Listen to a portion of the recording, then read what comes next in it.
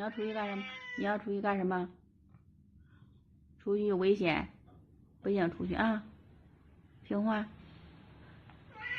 丽儿啊，丽儿啊，听话。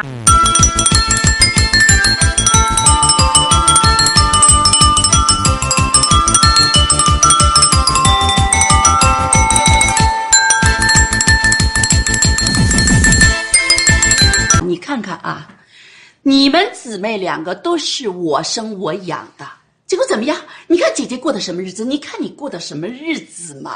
为什么呀？还不是因为你姐姐嫁了个好丈夫嘛呀？这么点个小口，就5更半夜非得折腾，让我上医院陪他来一趟。